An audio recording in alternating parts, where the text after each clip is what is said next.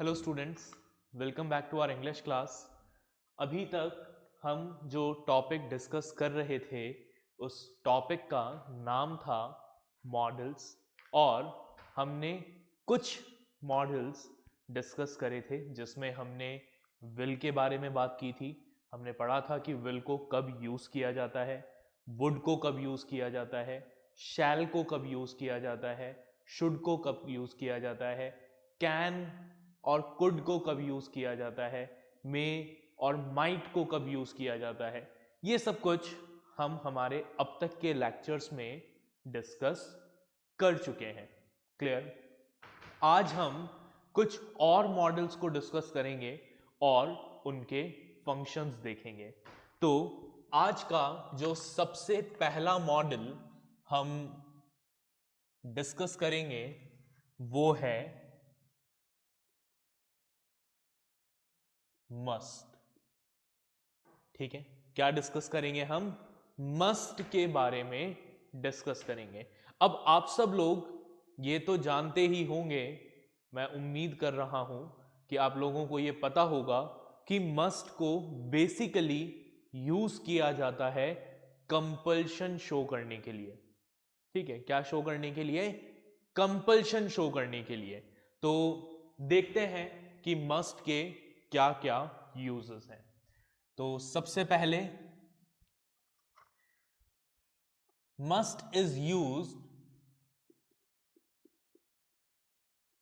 to express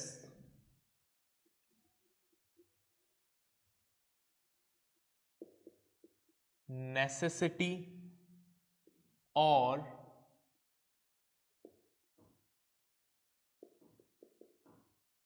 obligation.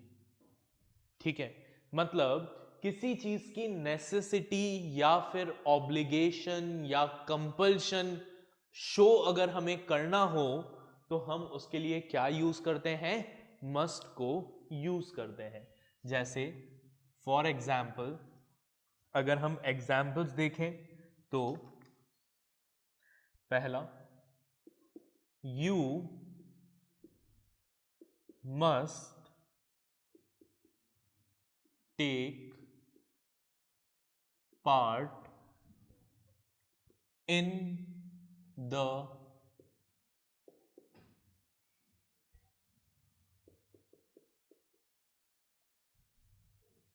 Competition.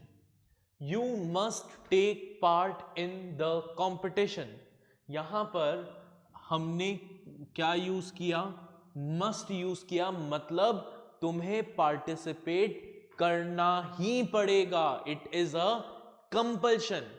ठीक है, हम तुम्हें सजेस्ट नहीं कर रहे हैं कि कंपटीशन में पार्टिसिपेट कर लो। ठीक है, इट्स अ कंपल्शन, तुम्हें पार्टिसिपेट करना ही पड़ेगा। तो इस तरह का कंपल्शन, नेसेसिटी, ऑब्लिगेशन को शो करना हो तो आप क्या करेंगे?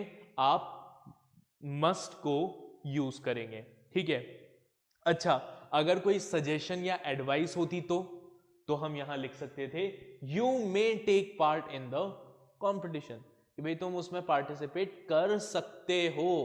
ठीक है, जरूरी नहीं है करना, तुम्हारी इच्छा है तो करो, नहीं इच्छा है मत करो।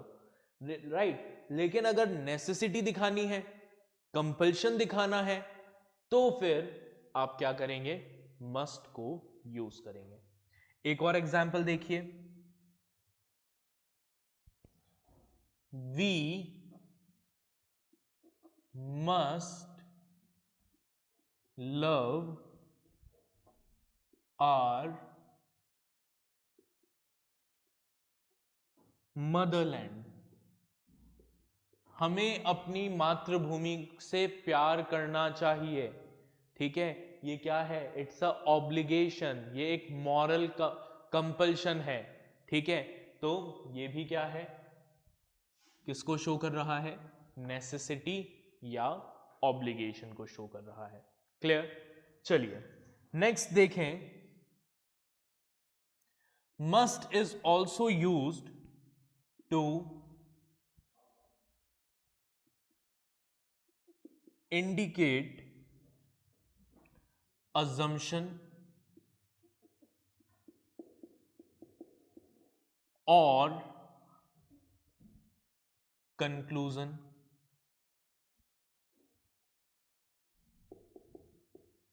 ठीक है।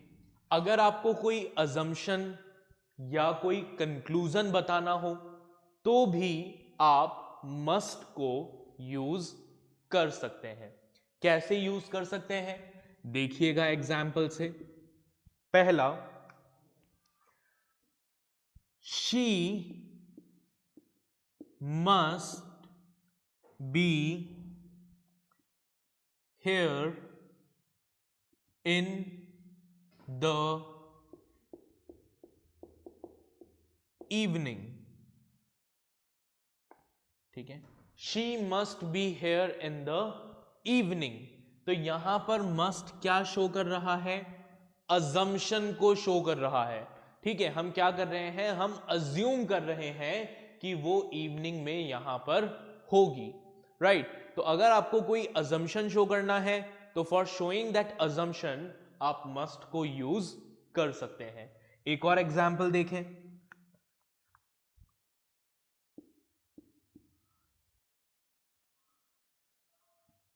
Mister Gautam must be a good teacher, ठीक है। Mister Gautam must be a good teacher, हम क्या कर रहे हैं, हम कंक्लूड कर रहे हैं या अज्यूम कर रहे हैं कि मिस्टर गौतम एक अच्छे टीचर होंगे, राइट। तो उस अजम्पशन या कंक्लूजन को शो करने के लिए भी हम क्या यूज करेंगे, we will use must. Clear, चलिए आगे देखें। नेक्स्ट,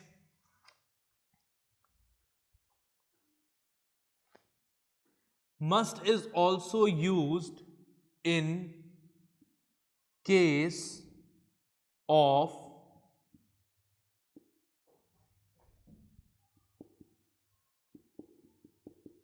prohibition, मतलब अगर आप किसी को कोई काम करने से प्रोहिबिट कर रहे हैं, मना कर रहे हैं, तो उसके लिए भी आप क्या यूज करेंगे, मस्ट को यूज करेंगे। जैसे for example, you must not bunk school. तो यहां पर हम क्या कर रहे हैं, we are showing a prohibition कि भैया स्कूल बंक करना मना है, तो you must not bunk school. Clear, चलिए अब मस्ट का जो नेगेटिव फॉर्म है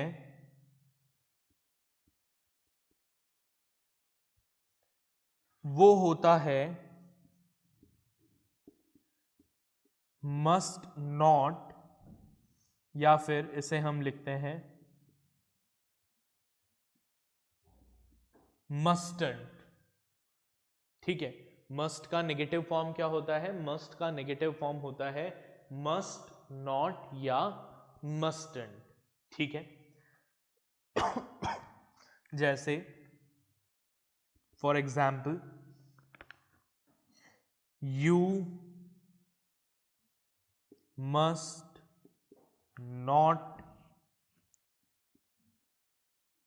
प्ले इन सनलाइट, या फिर यू मस्टंट बंक स्कूल, ठीक है। तो these are what, these are the negative form of must. Clear, आप इसको नोट डाउन कर लीजिए, फिर हम नेक्स्ट मॉडल पर आगे बढ़ते हैं।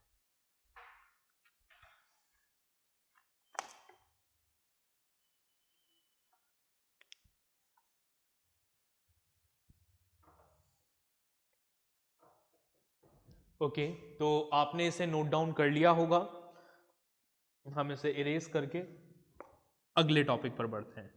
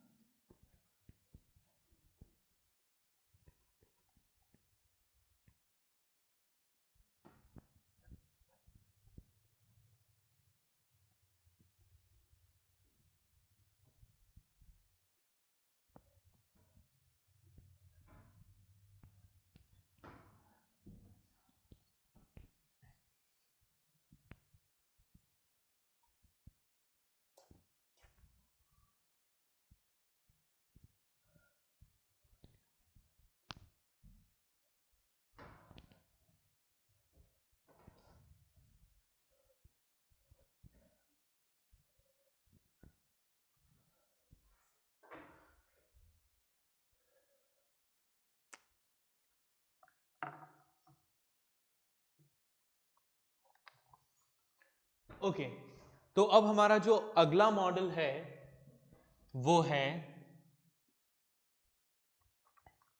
Have to,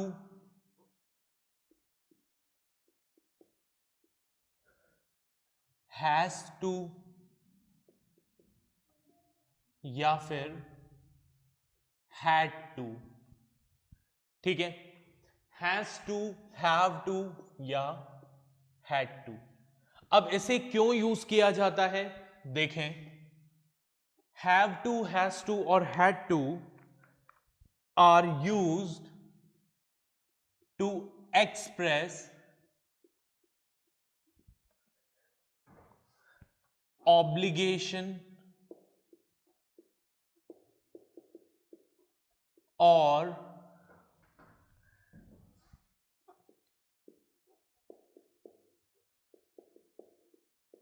compulsion. ठीक है,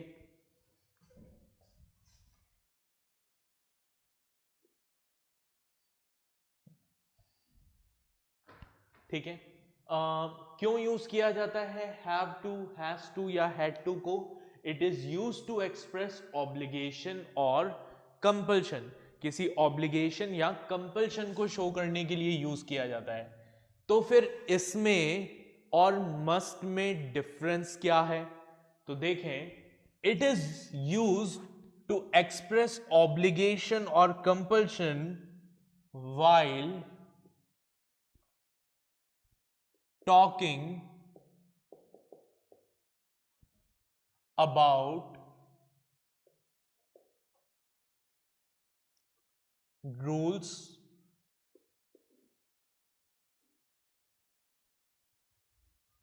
और लॉ। ठीक है, मतलब जब आप रूल्स की या कानून की बात कर रहे हो तो उस समय पर ऑब्लिगेशन और कंपल्शन शो करने के लिए आप किसे यूज करते हैं? हैव टू, हैज टू या हैड टू को यूज करते हैं। जैसे for example, I have to reach school before 8 AM। ठीक है, मुझे 8 बजे से पहले स्कूल पहुंचना है, राइट? तो it is what, it's a obligation, it's a compulsion. क्यों कंपल्शन है? क्योंकि स्कूल का रूल है कि आपको 8 बजे से पहले आना होगा। तो जब हम रूल्स के बारे में बात करते हुए ऑब्लिगेशन या कंपल्शन को शो करते हैं तो उसके लिए हैव टू, हैज टू या फिर हैड टू को यूज करते हैं डिपेंडिंग ऑन द सेंटेंस। एक और एग्जाम्पल देखें,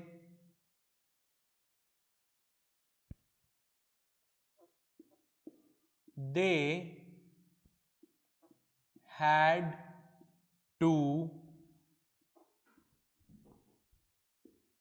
फॉलो द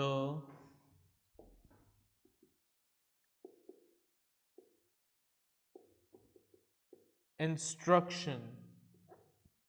ठीक है, they had to follow the instruction, उनको इंस्ट्रक्शन फॉलो करना है। इट इज ऑब्लिगेशन, कंपल्सरी है उनके लिए, बिकॉज ऑर्गेनाइजेशन के रूल्स ऐसे हैं कि उनको इंस्ट्रक्शंस को फॉलो करना होगा। तो हैव टू, हैज टू और हैड टू को क्यों यूज किया जाएगा? आपको ये याद रखना है कि जब भी हम रूल्स और लॉ की बात करते हैं तो वहां पर ऑब्लिगेशन और कंपल्शन शो करने के लिए हम इसे यूज करते हैं। ठीक है, चलिए। अच्छा, अब इनका नेगेटिव फॉर्म क्या होता है?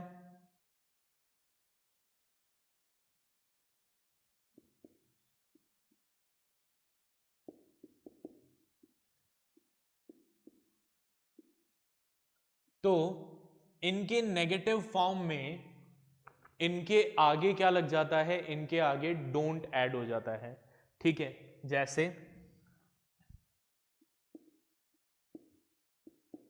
Don't have to, don't, has to, या don't, had to। ठीक है, एग्जाम्पल देखिए। For example, I don't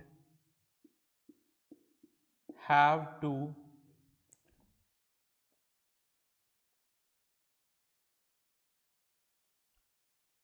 cook the food at home। ठीक, तो that is the negative form. यहां पर डोंट भी हो सकता है, डज नॉट भी हो सकता है, डिपेंडिंग ऑन योर सेंटेंस। चलिए नेक्स्ट देखते हैं। अब हमारा नेक्स्ट मॉडल जो है that is ought to।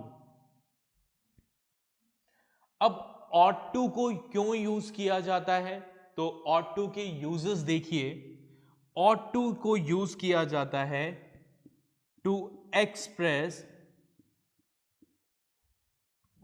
moral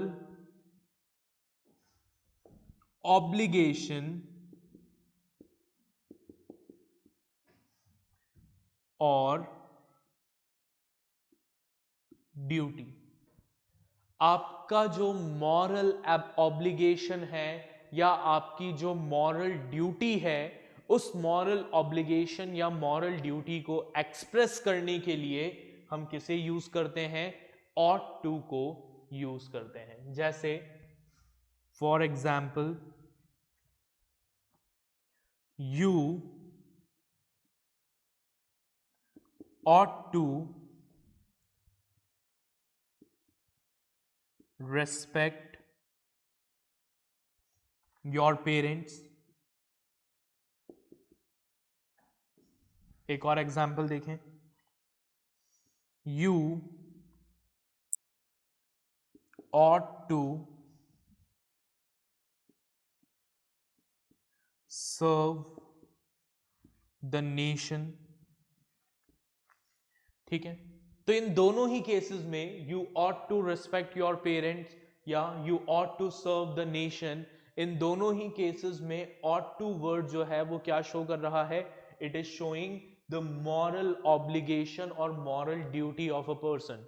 ठीक है, कंपल्शन नहीं है, कोई फोर्स नहीं है यहां पर, बट ये क्या है, हमारी मॉरल ड्यूटी है, इट्स आवर मॉरल ऑब्लिगेशन, ये हमारी नैतिक जिम्मेदारी है, एथिकल रिस्पॉन्सिबिलिटी है कि हम हमारे पेरेंट्स की हेल्प करें, उनको रिस्पेक्ट करें, नेशन को सर्व करें। ठीक है, सेकंड, टू गिव एडवाइस। ठीक है, मतलब अगर आपको किसी को कोई एडवाइस देनी हो तो एडवाइस देने के लिए भी आप ought to को यूज कर सकते हैं। कैसे यूज कर सकते हैं, देखें एग्जाम्पल से, you ought to study hard to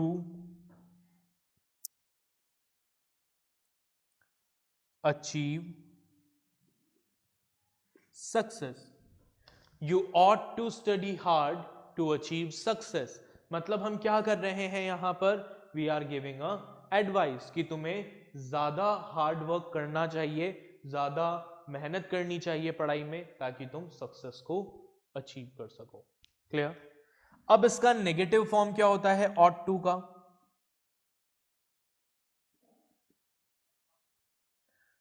तो नेगेटिव फॉर्म देखिए, ought to का नेगेटिव फॉर्म होता है ought not to। ठीक है, या फिर इसको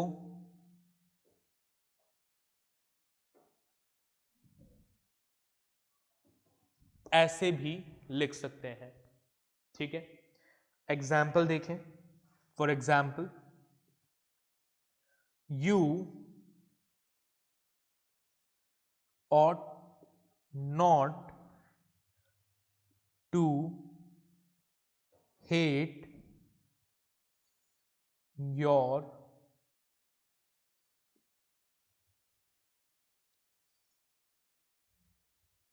neighbors, या फिर you oughtn't to insult your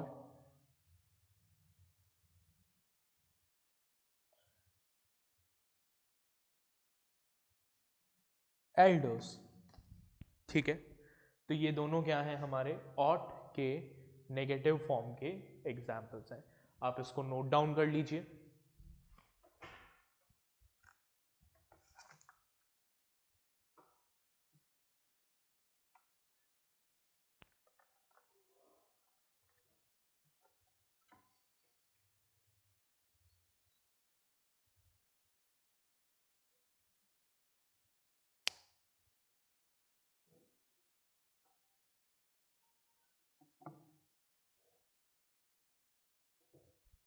okay, तो आपने इनको नोट डाउन कर लिया होगा।